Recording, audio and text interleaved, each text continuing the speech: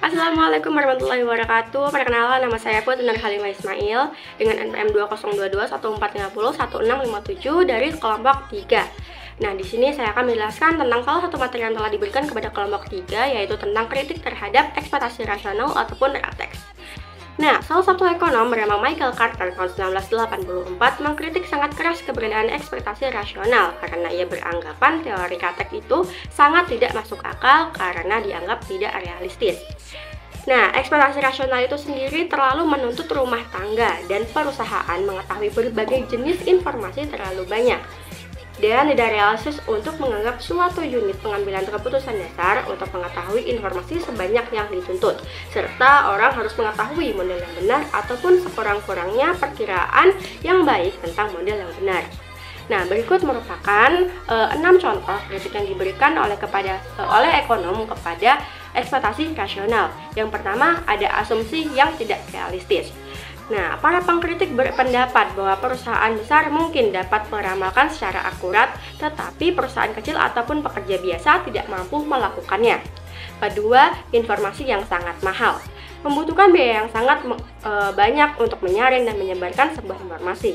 Jadi, pasar untuk informasi tidak sempurna, karena itu mayoritas pelaku ekonomi tidak dapat bertindak berdasarkan ekspektasi rasional. Berikutnya ada informasi yang berbeda. Para pengkritik juga menunjukkan bahwa informasi yang tersedia untuk pemerintah berbeda dengan informasi yang tersedia untuk pengusaha serta pekerja. Akibatnya, ekspektasi mereka tentang tingkat inflasi yang diharapkan tidak perlu dan berbeda dengan tingkat inflasi yang sebenarnya harusnya terjadi kesalahan acak. Namun, pemerintah dapat secara akurat meramalkan perbedaan antara tingkat inflasi yang diharapkan dan tingkat inflasi aktual berdasarkan informasi yang tersedia.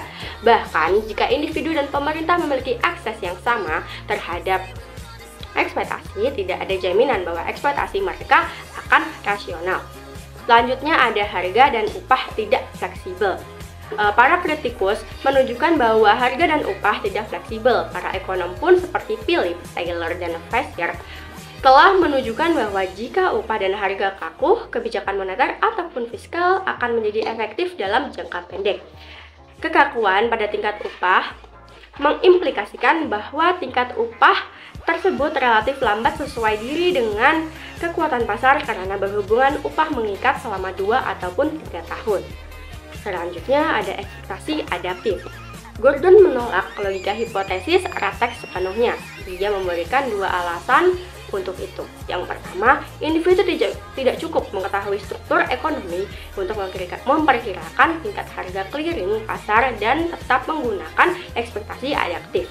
Dan yang kedua, jika individu secara bertahap mempelajari struktur sistem ekonomi dengan metode pembelajaran kuadrat kecil, maka ekspektasi rasional pun akan mendekati ekspektasi yang adaptif. Lalu yang terakhir, pemerintah tidak impoten. Di sini secara umum dikatakan bahwa menurut hipotesis rateks, pemerintah tidak berjaya dalam bidang ekonomi, namun ekonom rateks tidak menyatakan demikian. Sebaliknya, dengan mereka percaya terhadap pemerintah memiliki pengaruh yang luar biasa terhadap kebijakan ekonomi. Berikut merupakan materi dari kritik terhadap rateks yang bisa saya sampaikan. Kurang lebihnya mohon maaf. Wassalamualaikum warahmatullahi wabarakatuh.